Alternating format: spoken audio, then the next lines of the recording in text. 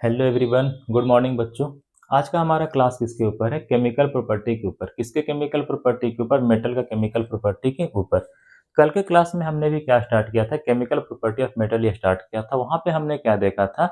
Reaction देखा था। किसका? मेटल का। किसके साथ? वाटर के साथ। कुछ मेटल का रिएक्शन हमने भी वहां पे देखते चले थे। जैसे सबसे पहले देखा था सोडियम का और पोटेशियम का, जो कि वायलेंट नेचर का रिएक्शन वहां पे शो कर रहा था। इसके बाद हमने वहां पे क्या देखा था? हमने देखा था कैल्शियम का रिएक्शन। ठीक है, कैल्शियम भी किस तरह का रिएक्शन शो करता था? नॉन वायलेंट नेचर का रिएक्शन शो कर रहा था। इसके बाद हमने क्या देखा था? मैग्नीशियम का रिएक्शन। मैग्नीशियम भी कैसा रिएक्शन शो कर रहा था? नॉन वायलेंट नेचर का रिएक्शन शो कर रहा था। इसके बाद हमने किसका रिएक्शन देखा था? एल्युमिनियम का, जिंक का और आयरन का। ये तीनों के तीनों भी कैसा रिएक्शन शो कर रहा था? नॉन वायलेंट नेचर का रिएक्शन शो कर रहा था। मतलब अगर तुम्हारा कोई मेटल जो है वो वाटर के साथ रिएक्शन शो करेगा और अगर वो रिएक्शन तुम्हारा वायलेंट हुआ, तो वायलेंट में नाम आता है केवल दो का, सोडियम का और पोटेशियम का। ये हमने कल के क्लास में पढ़ लिया था। आज की क्लास में हम क्या पढ़ेंगे? Reaction of metal with dilute acid. हम आज के क्लास में क्या पढ़ेंगे? व्हाट विल हैपन, क्या होगा अगर तुम्हारा कोई मेटल किसके साथ रिएक्शन करे? डाइल्यूट एसिड के साथ रिएक्शन करे। What will happen, what will happen when a metal reacts with dilute acid, dilute acid। कोई दिक्कत है यहाँ तक? नहीं ना? आइए समझते हैं। यहाँ पे एक टर्म आया है डाइल्यूट एसिड। याद रखिएगा, बात आता है डाइल्यूट एसिड क्या होता है। इसी तरह से एक और होता है कॉन्सनट्रेटेड एसिड। कौन सा एसिड? Concentrated acid. ये दोनों टर्म आप लोग को क्या करना है? ध्यान रखना है। आइए थोड़ा समझते हैं डाइल्यूट एसिड क्या होता है और कॉन्सनट्रेटेड एसिड क्या होता है। सबसे पहला, on the basis of on the basis of presence of on the basis of presence of water content in the acid is of two types। Water content के आधार पे जो आपका एसिड होता है वो दो तरह का होता है। एक होता है तुम्हारा कंसंट्रेटेड एसिड। कौन सा एसिड? Concentrated acid. एक होता है कॉन्सनट्रेटेड एसिड और दूसरा होता है आपका डाइल्यूट एसिड। दूसरा कौन सा एसिड होता है? Dilute acid. बात आता है सर कॉन्सनट्रेटेड एसिड क्या होता है, डाइल्यूट एसिड क्या होता है? वैसा एसिड जिसमें वाटर का कंटेंट कम होता है उसे कॉन्सनट्रेटेड एसिड के नाम से जानते हैं। यहाँ पे क्या होगा? Here water content, here water content is less बोलो या फिर लो बोलो। यहाँ पे वाटर का अमाउंट क्या होता है? कम होता है। कोई दिक्कत है यहाँ तक? है ना? दुनिया का कोई सा भी वैसा एसिड जिसमें वाटर का कंटेंट क्या हो? कम हो, उसे हम कॉन्सनट्रेटेड एसिड कहते हैं। बात आता है डाइल्यूट एसिड क्या होता है। Here here water content, here water content is high. यहाँ पे वाटर कंटेंट क्या होगा? हाई होगा या फिर कह सकते हैं मोर होगा। देखो समझाते हैं थोड़ा सा, कैसे फिगर समझाते हैं। सबसे पहले बात कर लेते हैं फिगर नंबर 1 का। हमने क्या किया? एक बीकर लिया और इस बीकर के अंदर हमारे पास प्रेजेंट है सॉल्यूशन। ये सॉल्यूशन किन चीजों का है? दो चीजों का है। पहला एसिड का सॉल्यूशन, दूसरा आपके लिए वाटर का सॉल्यूशन है। कोई दिक्कत है यहाँ तक? नहीं ना? आपको ये भी बताते चले कि यहाँ पर जो हमारे पास सॉल्यूशन है इसका अमाउंट कितना? 100 ml। कितना ml है? 100 ml है। इसी तरह से इधर हम फिगर नंबर 2 बनाते हैं। फिगर नंबर क्या बना लेते हैं? 2 बना लेते हैं। ठीक है, ये हमारे पास कोई बीकर है। इस बीकर के अंदर भी क्या प्रेजेंट है? सॉल्यूशन प्रेजेंट है। और इन सॉल्यूशन का भी अमाउंट हमने कितना ले लिया है? 100 ml ही लिया है। कितना ले लिया हमने? 100 ml ही ले लिया है। ठीक है, और ये भी किन किन चीजों का सॉल्यूशन है? एसिड का और वाटर का। एसिड का और बाबू वाटर का, ये भी क्या है? सॉल्यूशन है। कोई दिक्कत है? हाँ तो है ना? इसके बाद हम एक फिगर और बनाते हैं। हम एक फिगर और बनाते हैं आपके लिए। ठीक है, ये भी तुम्हारा क्या है? एक सॉल्यूशन है। और किसका सॉल्यूशन है? एसिड का सॉल्यूशन है। और किसका सॉल्यूशन है? वाटर का सॉल्यूशन है। एसिड का सॉल्यूशन और किसका सॉल्यूशन है? वाटर का सॉल्यूशन है। इसको थोड़ा बेहतर तरीके से लिखते हैं यार, गंदा टाइप का लग रहा है यहाँ पे।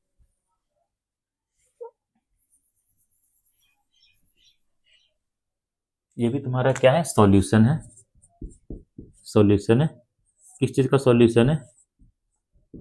एसिड का सॉल्यूशन है और वाटर का सॉल्यूशन है, ठीक है।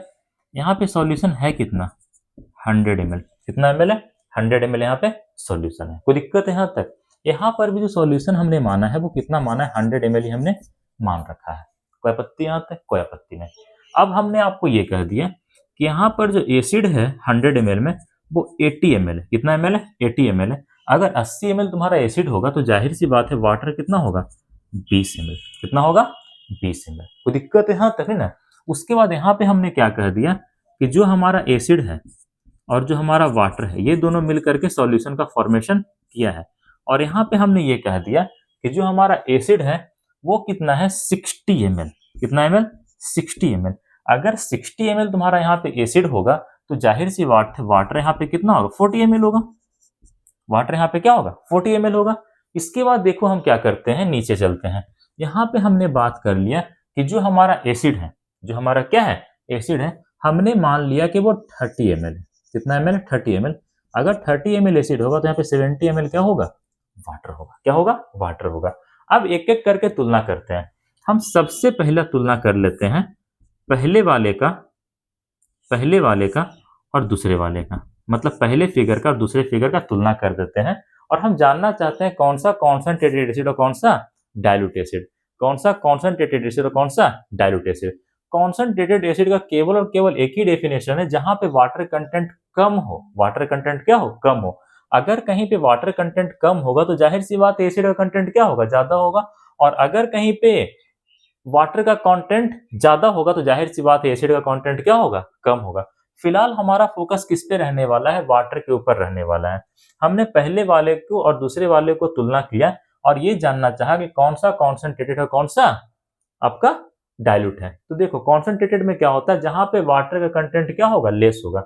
इसके वाटर और इसके वाटर के कंटेंट को तुलना कर लीजिए। यहाँ पे वाटर कितना है, 20 ml। यहाँ पे वाटर कितना है, 40 ml।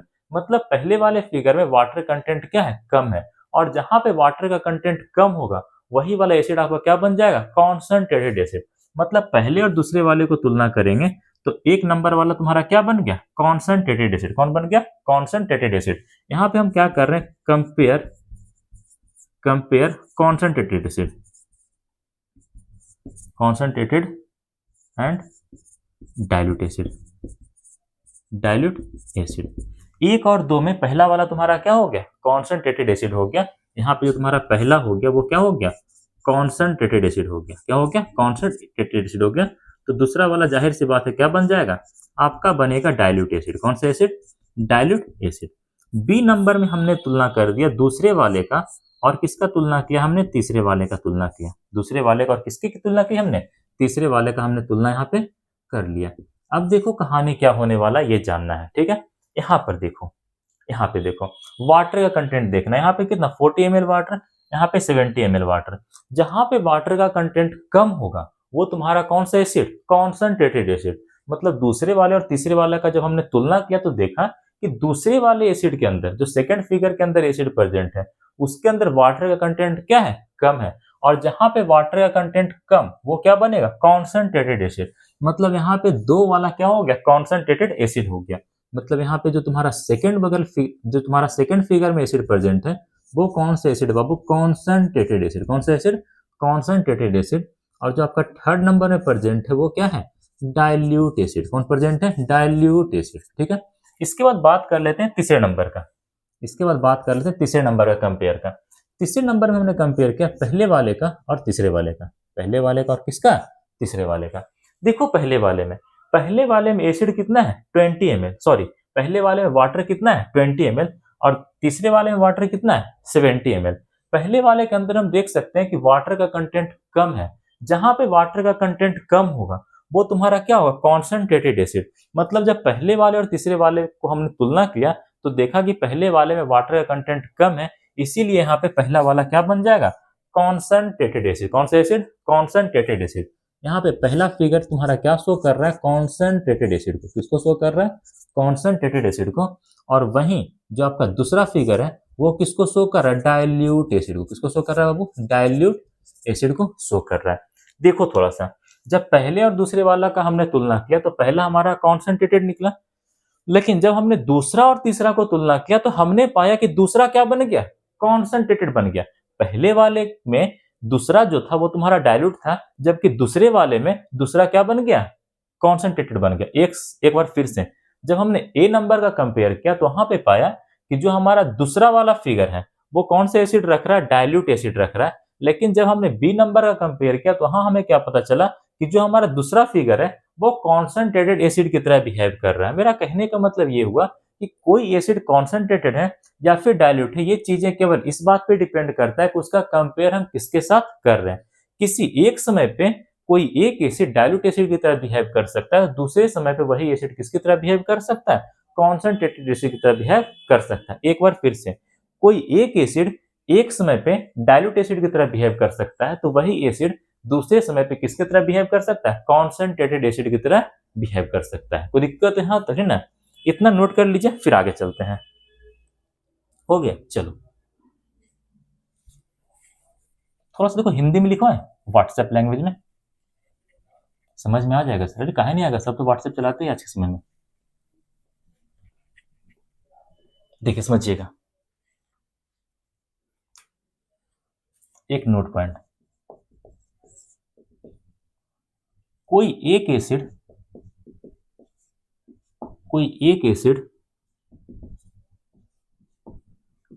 एक टाइम पर डाइल्यूट एसिड की तरह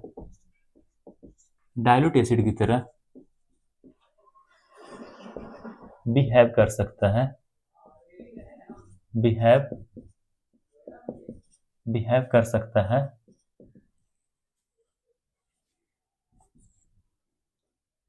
तो वहीं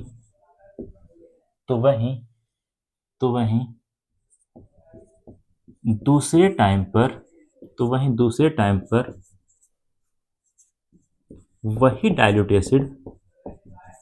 वही डाइल्यूट एसिड कॉन्सेंट्रेटेड एसिड की तरह बिहेव कर सकता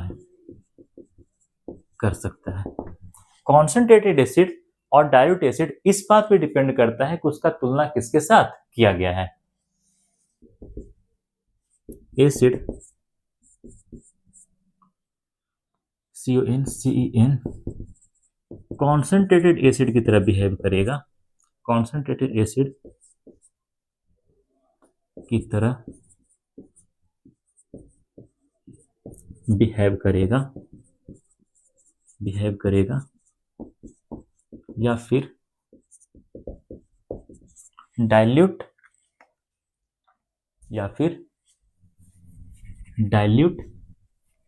एसिड की तरह बिहेव करेगा, या फिर डाइल्यूट एसिड की तरह बिहेव करेगा। ये बात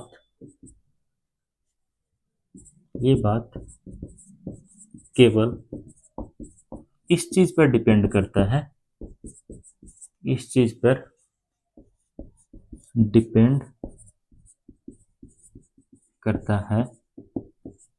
कि उसका तुलना किसके साथ किया जा रहा है। इतना पॉइंट आप लोग ध्यान रखिएगा, कोई गलती होने वाला नहीं है। सबसे पहला बात, कोई एक एसिड एक टाइम पे डाइल्यूट एसिड की तरह बिहेव करेगा। मान लेते हैं ये हमारे पास कोई एसिड है, अभी ये डाइल्यूट एसिड की तरह बिहेव कर सकता है, तो अगले समय पे ये एसिड कॉन्सेंट्रेटेड एसिड की तरह बिहेव कर सकता है। कोई एक एसिड एक टाइम पे डाइल्यूट एसिड की तरह बिहेव कर सकता है, तो वहीं दूसरे टाइम पर वही डाइल्यूट एसिड किसकी तरह बिहेव कर सकता है, कॉन्सेंट्रेटेड एसिड की तरह बिहेव कर सकता है। अगला समझिएगा, एसिड कॉन्सेंट्रेटेड है या फिर एसिड कॉन्सेंट्रेटेड एसिड की तरह बिहेव करेगा या फिर डाइल्यूट एसिड की तरह। ये बात केवल इस चीज पर डिपेंड करता है कि उसका तुलना किसके साथ किया गया है। ठीक है, ये तुम्हारा कोई एसिड है ये कॉन्सेंट्रेटेड एसिड की तरह बिहेव करेगा या फिर डाइल्यूट एसिड की तरह बिहेव करेगा, ये बात केवल इस चीज पे डिपेंड करता है कि इसके सामने कौन सा एसिड रखा गया है। जो इसके सामने एसिड रखा जाएगा उसके अकॉर्डिंग ये कॉन्सेंट्रेटेड एसिड की तरह ही बिहेव कर सकता है और डाइल्यूट एसिड की तरह भी क्या कर सकता है, बिहेव कर सकता है। ये था आपका कॉन्सेंट्रेटेड एसिड और डाइल्यूट एसिड का पूरा स्टोरी। ठीक है, यहां तक नोट करें, फिर आगे चलते हैं अपने रियल टॉपिक की ओर। हो गया, चलो।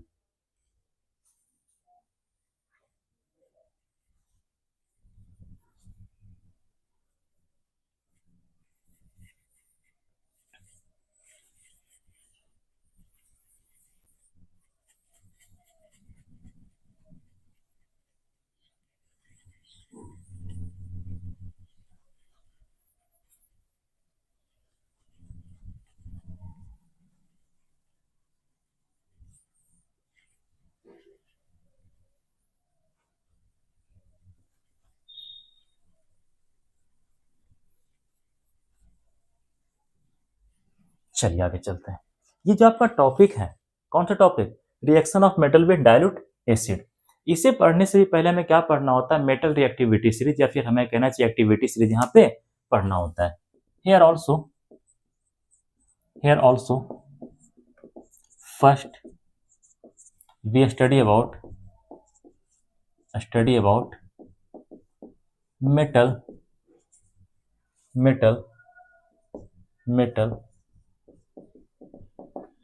Reactivity series. यहाँ पर भी हम सबसे पहले क्या देखेंगे, मेटल रिएक्टिविटी सीरीज देखेंगे। लेकिन यहाँ का जो मेटल रिएक्टिविटी सीरीज होगा उसमें ट्रिक थोड़ा सा चेंज होगा कल वाले से। साथ ही साथ कल वाले में आपको कार्बन दिख रहा था, इसमें कोई कार्बन दिखने वाला नहीं है। तो सर वो सही है फिर ये सही है, दोनों सही है। पढ़ना क्या है, हर चीज पढ़ना है, कोई चीज हमें छूटना नहीं चाहिए। ठीक है, तो बात कर लेते हैं आज का मेटल रिएक्टिविटी सीरीज के अकॉर्डिंग। ठीक है, कल वाला भी करके यहाँ पे सब कुछ समझाया जा सकता है, कोई गलती नहीं, 100% सही है। लेकिन आज थोड़ा सा हम दूसरा तरह का आपका ट्रिक बताएंगे मेटल रिएक्टिविटी सीरीज का। देखो समझना, आज का हम मेटल रिएक्टिविटी सीरीज बनाने जा रहे हैं। इसके लिए ट्रिक आता है, ट्रिक काफी सारे जगहों पे सेम ट्रिक मिलने वाला है, कोई दिक्कत की बात नहीं है। ट्रिक आता है केदार नाथ का माली आलू जरा फीका पकाता है। केदारनाथ का माली आलू जरा फीका पकाता है, कोई दिक्कत है यहां तक नहीं ना। इसके बाद इधर लिखना हाई कोर्ट है आपका, हाई कोर्ट है आपका। देखो यहां पर आ गया के का मतलब होता है पोटेशियम। के का मतलब क्या होता है, पोटेशियम। के का मतलब क्या होता है, पोटेशियम। ठीक है, एन ए आ गया, एन ए का मतलब होता है यहाँ पे सोडियम। क्या होता है बाबू, सोडियम होता है। ठीक है, इसके बाद का मतलब सी ए, सी ए का मतलब होता है कैल्शियम। सी ए का मतलब कैल्शियम। एम से हो जाएगा यहाँ पे एम जी मतलब मैग्नीशियम। यहाँ पे क्या होगा, मैग्नीशियम होगा। ठीक है, यहाँ पे क्या होगा, आलू, ए एल आएगा यहाँ पे मतलब एल्यूमिनियम, एल्यूमिनियम। जेड से होगा यहाँ पे जिंक, जेड एन जिंक। ठीक है, फी का ए फी मतलब आयरन की बात किया जा रहा है। ठीक है, पकाता है मतलब यहाँ पे लीड की बात किया जा रहा है, पीबी की बात की जा रही है यहाँ पे। ठीक है, इसके बाद है एच आता है हाइड्रोजन के लिए। किसके लिए आता है, हाइड्रोजन के लिए। किसके लिए आता है, हाइड्रोजन के लिए। हाइड्रोजन यहाँ पे किसकी तरह है, नॉन मेटल की तरह है। इसके बाद देखो फिर से हाई कोट है आपका, जिस तरह से है का मतलब हाइड्रोजन, यहाँ पर हाई का मतलब क्या, ये ध्यान रखना है, हाइड्रोजन ध्यान रखना है। यहाँ पे हाई का मतलब क्या ध्यान रखना है, हाइड्रोजन ध्यान रखना है। क्या ध्यान रखना है, हाइड्रोजन ध्यान रखना है। ठीक है, कोट सी से याद रखना कॉपर। क्या ध्यान रखना है, कॉपर। क्या ध्यान रखना है, कॉपर। उसके बाद फिर से आया है यहाँ पे एच का मतलब होगा एच जी मतलब मरकरी की बात कर रहे हैं। किसकी बात कर रहे हैं हम लोग, मरकरी की बात कर रहे हैं। ठीक है, कल वाले में मरकरी नहीं आया था, आज वाले में मरकरी आ गया। कल वाले में कार्बन नहीं आया था, आज वाले में कार्बन, कल वाले में कार्बन आया था, आज वाले में कार्बन क्या हो गया, गायब हो गया। एक बार फिर से, कल वाले में मरकरी नहीं आया था, आज वाले में मरकरी आ गया है। कल वाले में कार्बन आया था, आज वाले में कार्बन गायब हो गया। ठीक है, इसके बाद आपका हाई कोर्ट है आपका, ए से याद रखना एजी मतलब बात कर रहे हैं सिल्वर का। किसका बात कर रहे हैं, सिल्वर का। इसके बाद फिर से ए आया है मतलब ए यू, इसका बात आता है गोल्ड का। ठीक है, इसके बाद पी, पी का मतलब होता है प्लेटिनम, प्लेटिनम। का मतलब कुछ नहीं होता है, का का मतलब कुछ नहीं होता, नथिंग। का का मतलब यहाँ पे क्या होता है, नथिंग, कुछ नहीं होता है। बस ट्रिक को थोड़ा पूरा करने के लिए इसको लगा दिया गया है। देखो समझना, सबसे ज्यादा रिएक्टिव कौन होता है, पोटेशियम होता है, मोस्ट रिएक्टिव। कैसा होता है, मोस्ट रिएक्टिव। अब जैसे जैसे ऊपर से नीचे आएंगे, ये नीचे, ये कहाँ होता है, बिल्कुल इसके नीचे होता है, हमारे पास जगह नहीं था इसलिए ऐसे लिखा है, ठीक है। ऊपर से नीचे आ रहे हैं और ये पूरा का पूरा हिस्सा कहाँ होगा, इसके नीचे होगा, मतलब सबसे नीचे तुम्हारा कौन होगा, प्लेटिनम होगा। सबसे नीचे तुम्हारा कौन होगा, प्लेटिनम होगा। ये प्लेटिनम यहाँ पे क्या हो गया, लिस्ट रिएक्टिव। क्या हो गया, लिस्ट रिएक्टिव हो गया। क्या हो गया, लिस्ट रिएक्टिव हो गया, ठीक है।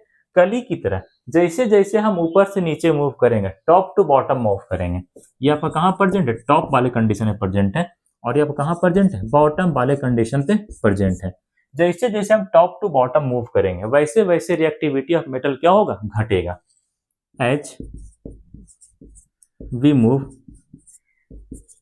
Top to bottom, top to bottom, the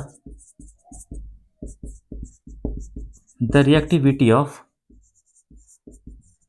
metals will decreases। यहाँ पे जैसे जैसे हम ऊपर से नीचे मूव करेंगे, वैसे वैसे मेटल का रिएक्टिविटी क्या होता चला जाएगा, घटता चला जाएगा। यहाँ पर भी सेम तरह का बात है, जो मेटल आपके हाइड्रोजन के ऊपर है वो तो डाइल्यूट एसिड के साथ रिएक्शन शो करेगा, लेकिन जो मेटल हाइड्रोजन के नीचे है वो कभी डाइल्यूट एसिड वाले के साथ रिएक्शन शो करने वाला नहीं है। एक बार फिर से, यहाँ पर भी आपका हाइड्रोजन किसकी तरह बिहेव कर रहा है, बाउंड्री की तरह बिहेव कर रहा है।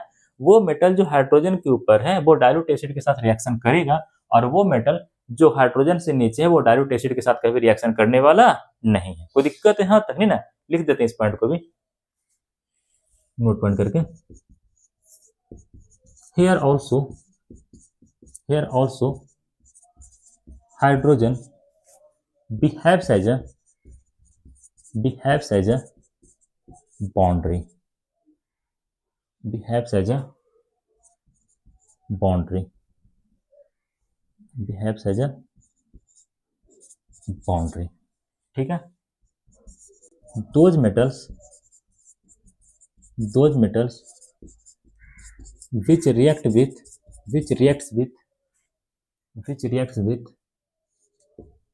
those metals which reacts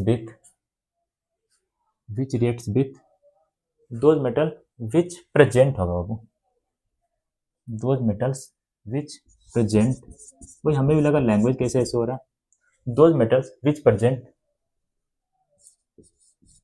above the hydrogen will react with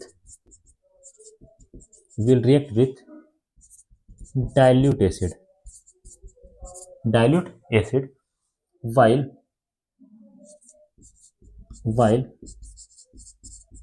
those metals which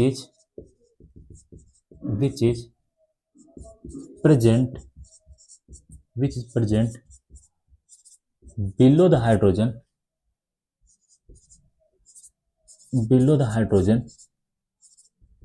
will never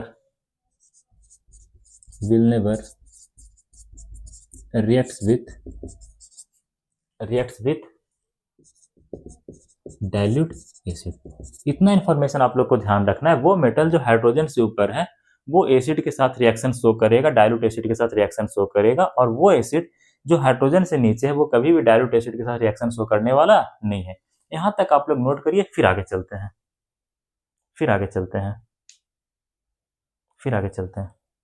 चलो थोड़ा समझाते उसके बाद चलते हैं आगे, ठीक है। बात आता है कि जब भी तुम्हारा कोई मेटल है अगर वो डाइल्यूट एसिड के साथ रिएक्शन शो करेगा तो फॉर्मेशन किसका करेगा, हाइड्रोजन गैस का फॉर्मेशन करता है। किसका फॉर्मेशन करता है, हाइड्रोजन गैस का फॉर्मेशन करता है। नीचे वाला पॉइंट केवल मिटाते हैं। जब भी तुम्हारा कोई मेटल डाइल्यूट एसिड के साथ रिएक्शन शो करेगा तो किसका फॉर्मेशन करेगा, हाइड्रोजन गैस का फॉर्मेशन करेगा। किसका फॉर्मेशन करेगा, हाइड्रोजन गैस का फॉर्मेशन करेगा। लेकिन ध्यान रखिएगा यहाँ पे डाइल्यूट एसिड के रूप में कभी भी नाइट्रिक एसिड नहीं होना चाहिए, HNO3 नहीं होना चाहिए, वरना कहानी क्या होता है, दिक्कत में आ जाता है, गड़बड़ा जाता है, ठीक है। लिखवा देते हैं नोट पॉइंट करके। whenever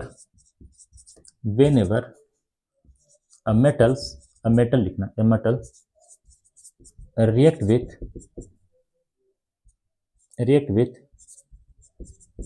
dilute acid,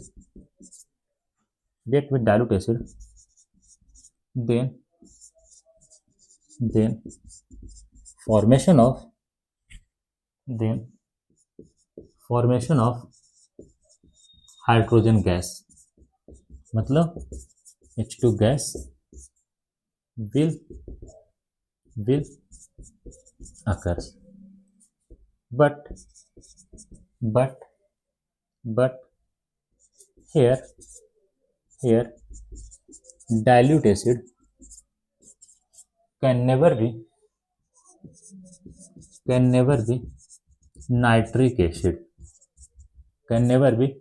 acid, HNO3 नहीं होना चाहिए, HNO3 नहीं होना चाहिए। ये पॉइंट भी आप लोग को क्या करना है, ध्यान रखना है कि सारे के सारे मेटल या जो मेटल डाइल्यूट एसिड के साथ रिएक्शन शो करेगा वो किसका फॉर्मेशन करेगा, हाइड्रोजन गैस का फॉर्मेशन करेगा।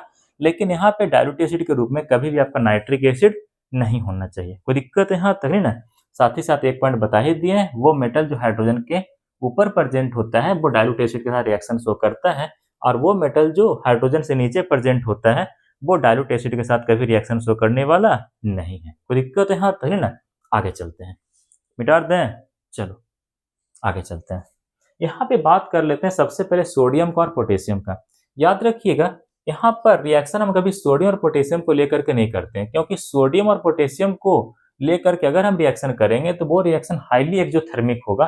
फाइनली यहाँ पर भी आग लग जाएगा, यहाँ पर फिर से तुम्हारा सोडियम और पोटेशियम जलना शुरू करेगा, और जो आग है किसका रूप लेगा, एक्सप्लोजन का, विस्फोट का रूप लेगा। कोई दिक्कत है यहाँ तक, मतलब यहाँ पर भी जो आपका सोडियम और पोटेशियम का रिएक्शन होता है वो वायलेंट नेचर का होता है। कैसा नेचर का होता है, वायलेंट नेचर का। जिस तरह से कल के क्लास में हमने देखा था कि जो आपका सोडियम है और जो आपका पोटेशियम है वो कोल्ड वाटर के साथ रिएक्शन कर रहा था, और कैसा रिएक्शन शो कर रहा था, वायलेंट रिएक्शन। उसी तरह से यहाँ पर भी कभी भी हम सोडियम और पोटेशियम का रिएक्शन डाइल्यूट एसिड के साथ नहीं करवाते हैं, क्योंकि ये रिएक्शन हाईली एक्सोथर्मिक होता है, काफी ज्यादा अमाउंट में हीट रिलीज होता है, जिसके कारण क्या लग सकता है, आग लग जाता है। और फाइनली एक बार आग लगेगा तो फिर तुम्हारा सोडियम पोटेशियम भी जलना शुरू करेगा, और वो आग किसका रूप ले लेगा, विस्फोट का रूप ले लेगा। मतलब ये रिएक्शन कैसा हो जाएगा, वायलेंट नेचर का हो जाएगा। कैसा नेचर का, वायलेंट नेचर का हो जाएगा। और ये रिएक्शन हमें क्या कर सकता है, हार्म पहुंचा सकता है, नुकसान पहुंचा सकता है, मिस हैपनिंग हो सकता है। क्या हो सकता है, मिस हैपनिंग हो सकता है। कोई दिक्कत है यहाँ तक, है ना। चलो मिटाते हैं ऊपर से।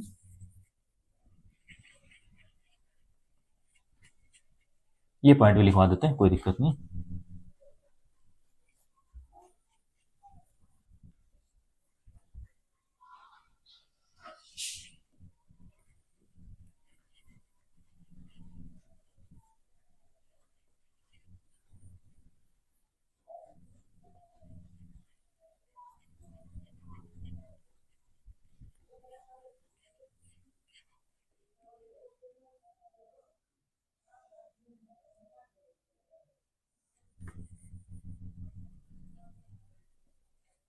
नोट पढ़ के लिखवाते हैं।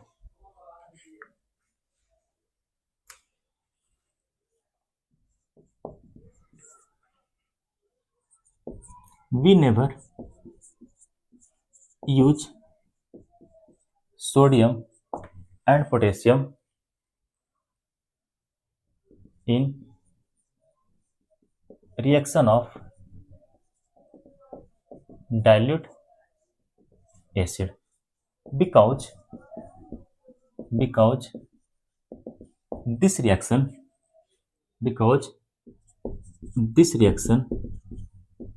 is highly exothermic in nature.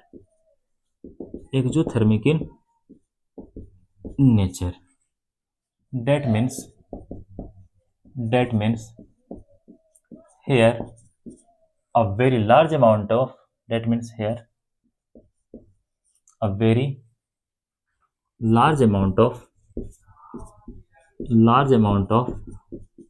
heat is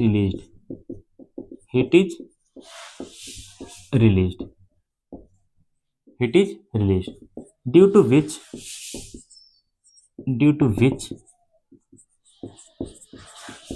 the released hydrogen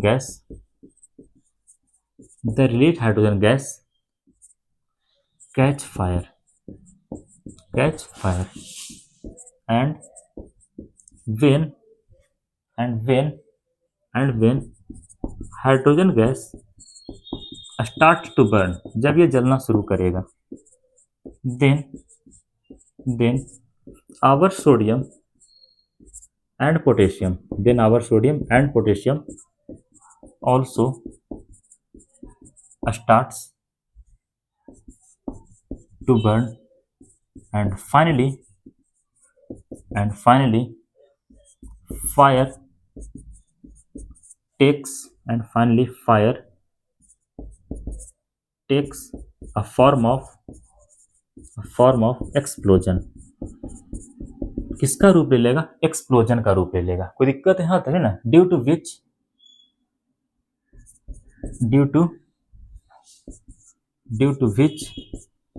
mishappening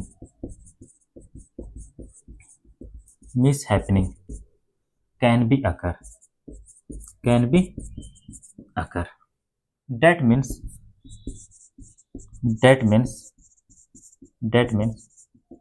this reaction is very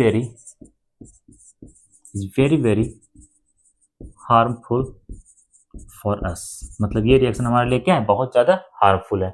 एक बार फिर से, यहाँ पर जो आपका रिएक्शन होता है मेटल का डाइल्यूट एसिड के साथ, यहाँ पर कभी भी हम सोडियम और पोटेशियम का रिएक्शन डाइल्यूट एसिड के साथ नहीं करवाते हैं, क्योंकि ये रिएक्शन हाईली एक्सोथर्मिक होता है। मतलब यहाँ पे हीट काफी ज्यादा अमाउंट में रिलीज होता है।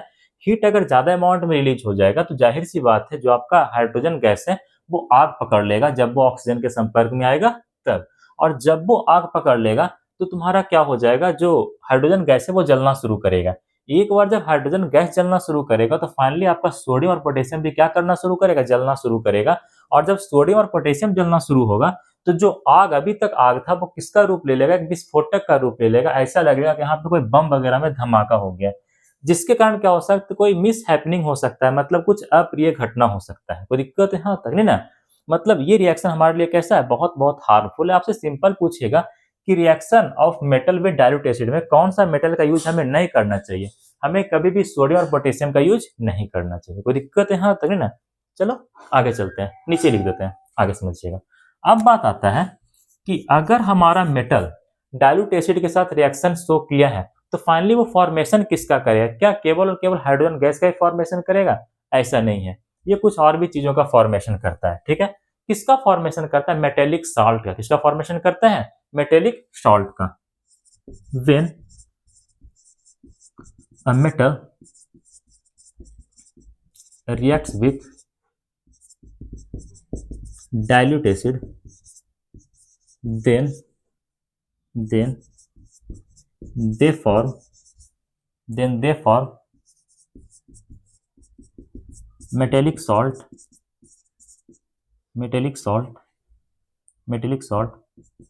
comma hydrogen gas as well as energy भी कह सकते हो या फिर हीट भी कह सकते हो। एनर्जी या फिर कह सकते हैं हीट। मतलब ये रिएक्शन कैसा नेचर का होता है? एक्सोथर्मिक नेचर का होता है। That means this reaction is exothermic in nature. ये रिएक्शन कैसा नेचर का होता है? एक्सोथर्मिक इन नेचर होता है। आप लोग को पता होगा एसिड बेस्ड सॉल्ट में आप लोगों ने पढ़ा होगा लाइबेक के बारे में। किसके बारे में? लाइबेक के बारे में। लाइबेक कौन थे? एक साइंटिस्ट थे, उन्होंने अपने हिसाब से एसिड को डिफाइन किया था। क्या किया था? एसिड को डिफाइन किया था। उन्होंने कहा था दुनिया का कोई भी वैसा सब्सटेंस अगर वो मेटल के साथ रिएक्शन करके हाइड्रोजन गैस दे, क्या दे? हाइड्रोजन गैस दे, तो वो सब्सटेंस क्या कहलाएगा? एसिड कहलाएगा। अकॉर्डिंग टू लाइबेक ने अपने अकॉर्डिंग एसिड को किस तरह से डिफाइन किया था? उन्होंने सिंपल कहा था दुनिया का कोई सा भी मटेरियल, कोई सा भी सब्सटेंस, कोई सा भी केमिकल सब्सटेंस अगर मेटल के साथ रिएक्शन करके हाइड्रोजन गैस इवॉल्व कर दे, हाइड्रोजन गैस क्या कर दे? इवॉल्व कर दे, तो वो जो आपका सब्सटेंस होगा वो क्या होगा? एसिड होगा। क्या होगा? एसिड होगा। According to this above definition, ये जो ऊपर हम डेफिनेशन लिखे हैं, according to this above definition Liebig define the acid. According to Liebig, Liebig के अकॉर्डिंग क्या था, लाइबेक के अनुसार क्या था, according to Liebig any substance और chemical substance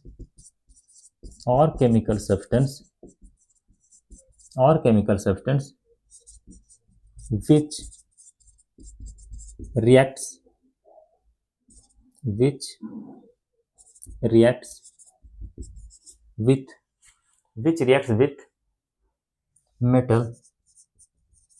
metals to form hydrogen gas, then then that chemical substance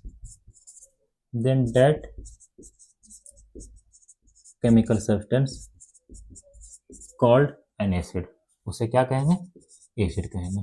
इस तरह से लाइबेक ने क्या किया था, एसिड को डिफाइन किया था। उन्होंने सिंपल कहा था दुनिया का कोई वैसा सब्सटेंस या फिर केमिकल सब्सटेंस जो किसके साथ रिएक्शन करे, मेटल के साथ रिएक्शन करे और फाइनली किसका फॉर्मेशन कर दे, हाइड्रोजन गैस का फॉर्मेशन कर दे, तो वो केमिकल सब्सटेंस, वो सब्सटेंस आपका क्या कहलाएगा, एसिड कहलाएगा। इसके बाद हम क्या देखने जा रहे हैं, कुछ मेटल का रिएक्शन देखेंगे किसके साथ, एसिड के साथ। किसके साथ, एसिड के साथ, या फिर हमें कहना चाहिए डाइल्यूट एसिड के साथ। ऊपर का इरेज करते हैं, ठीक है, चलिए।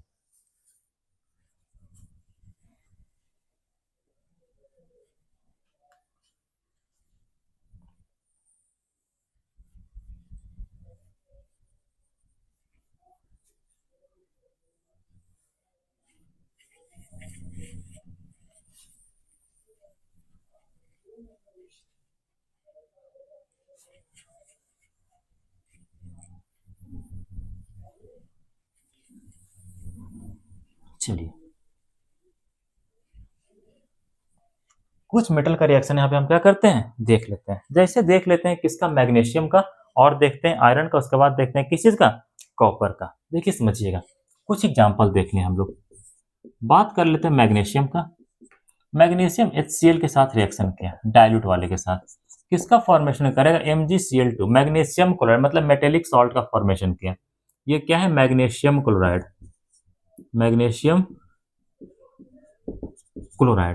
मतलब ये क्या बनाया, मेटेलिक सॉल्ट बनाया। किसका फॉर्मेशन कर लिया, मेटेलिक सॉल्ट का फॉर्मेशन कर लिया, सॉरी, मेटेलिक सॉल्ट का फॉर्मेशन कर लिया। इसके अलावा किसका फॉर्मेशन करता है, हाइड्रोजन गैस का फॉर्मेशन करता है, और किसका फॉर्मेशन करता है, एनर्जी का फॉर्मेशन करेगा। कोई दिक्कत है यहाँ तक। इसी की तरह बात कर लेते हैं आयरन का। आयरन भी आपको किसके साथ रिएक्शन कर लिया, डाइल्यूट HCl के साथ रिएक्शन किया, और किसका फॉर्मेशन किया, FeCl2 का। किसका फॉर्मेशन किया, FeCl2 का। इसके बाद हाइड्रोजन गैस का फॉर्मेशन किया, और किसका फॉर्मेशन करेगा बाबू, एनर्जी का फॉर्मेशन करेगा।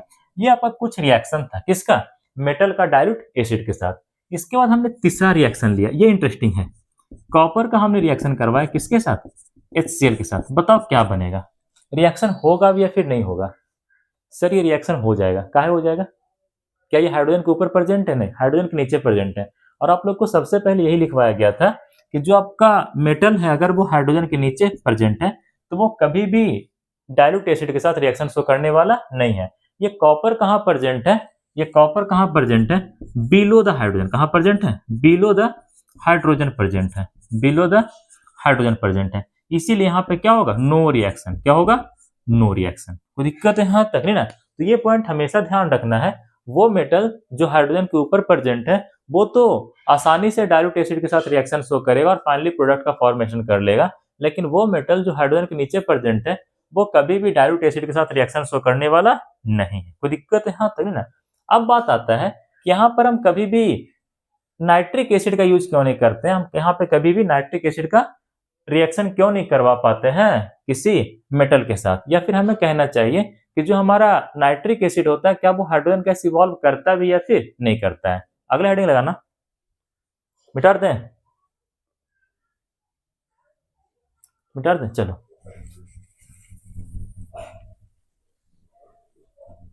जो आप लोग को एक नोट पॉइंट में लिखवाए थे कि डाइल्यूट एसिड के रूप में कभी भी आपका नाइट्रिक एसिड नहीं होना चाहिए, या फिर यहाँ पर जो रिएक्शन होगा इसमें नाइट्रिक एसिड नहीं होना चाहिए, क्यों नहीं होना चाहिए ये जानना चाहते हैं।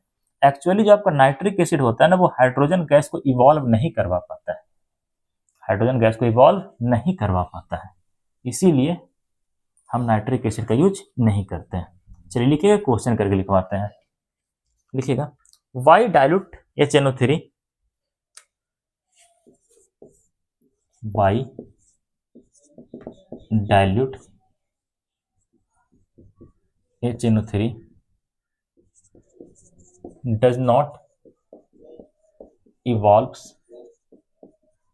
the hydrogen gas when does not evolve hydrogen gas when they react with when they reacts with metals when they reacts with metal। मतलब जो आपका डाइल्यूट HNO3 है वो हाइड्रोजन गैस का फॉर्मेशन क्यों नहीं करवा पाता है अगर वो मेटल के साथ रिएक्ट करता है तो। और ये मेटल कहाँ प्रेजेंट होगा? Above the hydrogen when they react with metal which is present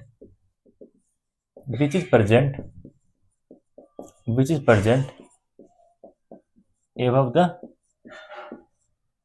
hydrogen. देखो समझना इसका रीजन क्या होता है, आंसर समझना। जो आपका HNO3 है मतलब जो आपका क्या है? नाइट्रिक एसिड है। जो आपका क्या है? नाइट्रिक एसिड है। जो आपका क्या है? नाइट्रिक एसिड है। ये आपका क्या है? एक अच्छा ऑक्सीडाइजिंग एजेंट है। A very good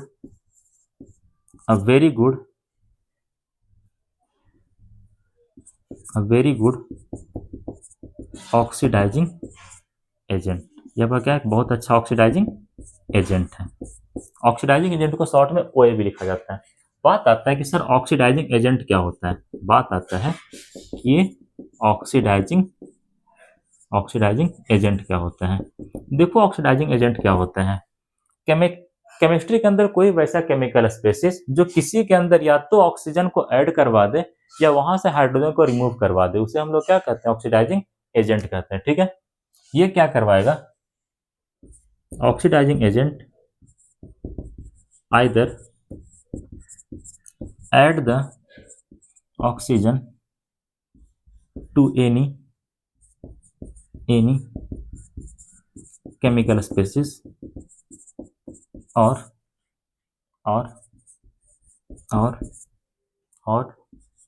remove the hydrogen from any chemical species. मतलब ऑक्सीडाइजिंग एजेंट वो होता है जो किसी केमिकल स्पेसिस के अंदर या तो ऑक्सीजन को ऐड करवा दे या तो फिर हाइड्रोजन को रिमूव करवा दे। ये हमारे पास कोई केमिकल स्पेसिस है, ये क्या करेगा? किसी दूसरे केमिकल स्पेसिस के अंदर ऑक्सीजन को ऐड करवा दिया, मतलब ये क्या बन गया? Oxidizing agent. या फिर ये दूसरा काम क्या कर रहा है? किसी केमिकल स्पेसिस के अंदर से हाइड्रोजन को रिमूव करवा दिया, तो भी ये क्या कहलाएगा? ऑक्सीडाइजिंग एजेंट कहलाएगा। मतलब जो आपका नाइट्रिक एसिड है वो किसी केमिकल स्पेसिस के अंदर या तो ऑक्सीजन को ऐड कर सकता है या फिर वहां से हाइड्रोजन को रिमूव कर सकता है। अगर कोई केमिकल स्पेसिस ऐसा कर रहा है मतलब वो क्या है? एक ऑक्सीडाइजिंग एजेंट है। क्या बाबू? एक ऑक्सीडाइजिंग एजेंट है। ऑक्सीडाइजिंग एजेंट का मेन फंक्शन क्या होता है? सप्लाई करना। किसका? ऑक्सीजन का। The main function of oxidizing agent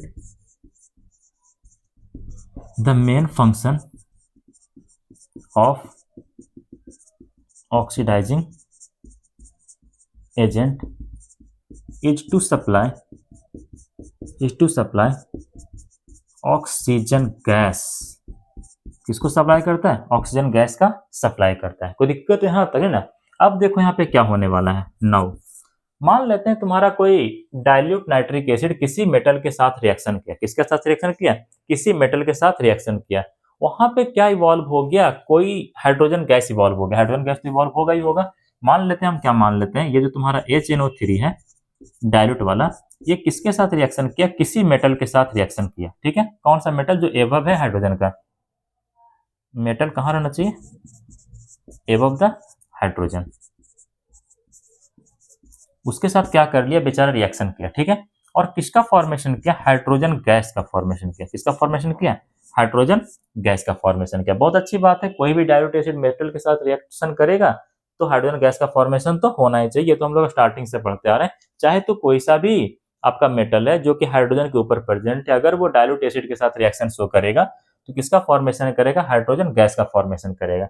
लेकिन ध्यान रखिए, ये जो आपका HNO3 है, ये क्या है? एक ऑक्सीडाइजिंग एजेंट। क्या है? एक ऑक्सीडाइजिंग एजेंट। और इसका नेचर क्या होता है? सप्लाई कर देना ऑक्सीजन। इसका नेचर क्या है?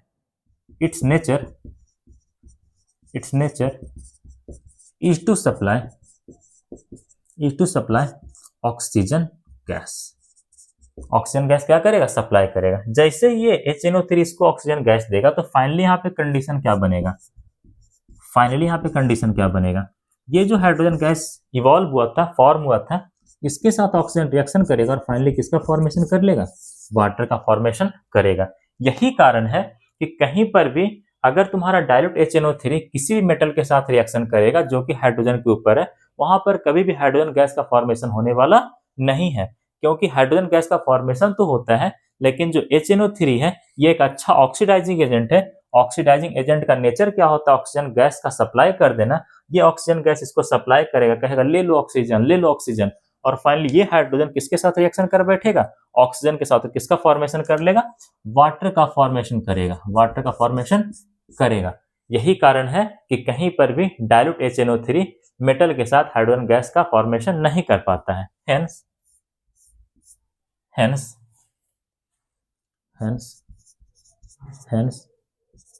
ड्यू टू ऑक्सीडाइजिंग नेचर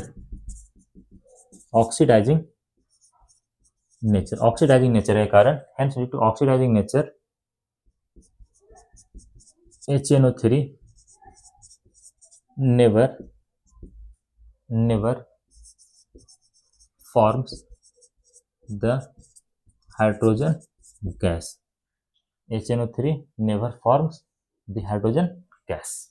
ये इतना चीज आप लोग क्या करना है? ध्यान रखना है। इसके बाद बात आता है, क्या जो तुम्हारा HNO3 है वो किसी के साथ हाइड्रोजन गैस का फॉर्मेशन करेगा ही नहीं? क्या इसका जीवन हमेशा अंधकार में ही रह जाएगा? ऐसा बात नहीं, इसके जीवन में क्या आता है? थोड़ा सा प्रकाश आता है। अब हम ये देखेंगे कि क्या आपका जो डाइल्यूट HNO3 है वो किसी के साथ हाइड्रोजन गैस का फॉर्मेशन कर सकता भी या फिर नहीं कर सकता है।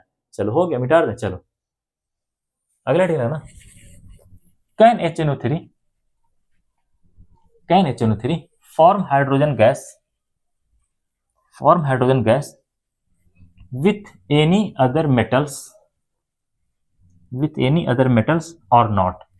क्या जो आपका डाइल्यूट HNO3 है वो किसी दूसरे मेटल के साथ हाइड्रोजन गैस का फॉर्मेशन कर पाएगा भी या फिर नहीं कर पाएगा? ये जानना है। चलिएगा क्वेश्चन है, can dilute HNO3 forms the hydrogen gas with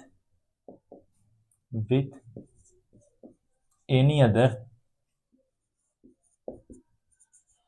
metals or not? क्या आपका जो डाइल्यूट HNO3 है वो किसी दूसरे मेटल के साथ हाइड्रोजन गैस का फॉर्मेशन करेगा फिर नहीं करेगा? ठीक है, याद रखिए। Yes dilute HNO3 can form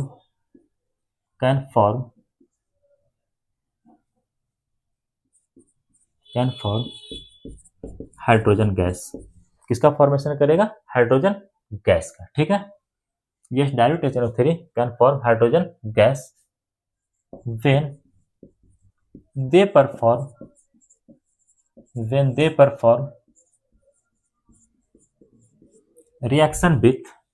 perform reaction with magnesium and manganese. ठीक है, मैग्नीशियम का सिंबल क्या होता है? Mg होता है। मैग्नीज का सिंबल क्या होता है? Mn होता है। मैग्नीज का थोड़ा सा स्पेलिंग देखते हैं यहाँ पे।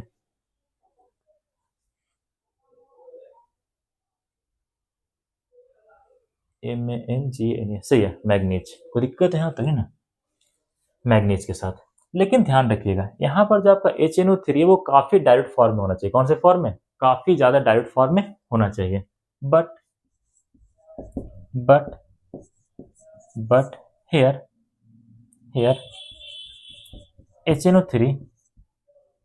HNO3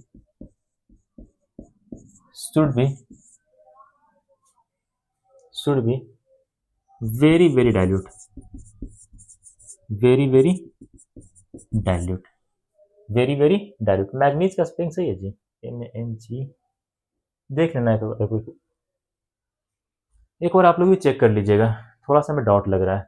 फिलहाल आगे चलते हैं।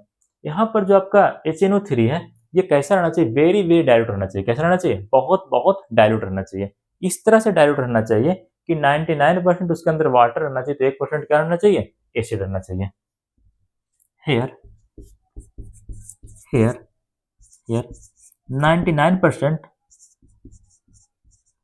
should be water and 1% should be acid. So जो 100 ml का एसिड है, 100 ml हमने एसिड का सॉल्यूशन तैयार किया, उसमें 99 ml क्या है, वाटर है, और 1 ml तुम्हारा क्या है, एसिड है। कौन सा एसिड है, HNO3 है। अगर ऐसा कंडीशन दिया गया तब ये रिएक्शन करेगा किसके साथ, मैग्नीज के साथ और मैग्नीशियम के साथ। अब रिएक्शन करवाते हैं। यहाँ पे हमने ले लिया HNO3 जो कि कैसा है, वेरी वेरी डाइल्यूट है। कैसा है, वेरी वेरी डाइल्यूट है। रिएक्शन किसके साथ करेगा, Mg के साथ और Mn के साथ, Mg के साथ और Mn के साथ। किसका किसका फॉर्मेशन करेगा, अगर मैग्नीशियम HNO3 के साथ रिएक्शन करेगा तो फॉर्मेशन करेगा मैग्नीशियम नाइट्रेट का, MgNO3 का फॉर्मेशन करेगा। और अगर तुम्हारा मैग्नीज रिएक्शन करेगा तो किसका फॉर्मेशन करेगा, मैग्नीज नाइट्रेट का। फॉर्मूला ऐसा होता है MnNO3 का होल ट्वाइस, MnNO3 का होल ट्वाइस, ठीक है। और किसका फॉर्मेशन करेगा, हाइड्रोजन गैस का फॉर्मेशन करेगा, हाइड्रोजन गैस का फॉर्मेशन करेगा। कोई दिक्कत है यहाँ तक ना, साथ एनर्जी तो बनेगा ही, कोई दिक्कत की बात नहीं। एक्सोथर्मिक रिएक्शन ही होता है, एक्सोथर्मिक रिएक्शन ही होता है। तो याद रखिएगा तुम्हारा जो HNO3 है वो भी हाइड्रोजन गैस का फॉर्मेशन करेगा, लेकिन कब, जब वहां पे नाइट्रिक एसिड काफी ज्यादा डाइल्यूट होगा तब। और very very dilute nitric acid reaction करेगा किसके साथ, मैग्नीशियम के साथ और मैग्नीज के साथ। कोई दिक्कत है यहाँ तक। ये इतना इन्फॉर्मेशन था आप लोगों का किसके बारे में, reaction of metal with dilute acid के बारे में। इससे ज्यादा आपसे कुछ पूछने वाला नहीं है। यहाँ पे आपसे पूछेगा कि ये जो तुम्हारा NO3 है, मतलब ये जो आपका नाइट्रेट है, इसका वैलेंसी कितना होता है, इसका क्या पूछ सकता है, वैलेंसी पूछ सकते हैं। इसका वैलेंसी 1 होता है। कितना होता है, 1 होता है। तो ये था हमारा आज का लेक्चर, बाकी काम अगले क्लास में देखते हैं। आज के लिए इतना ही, गुड बाय।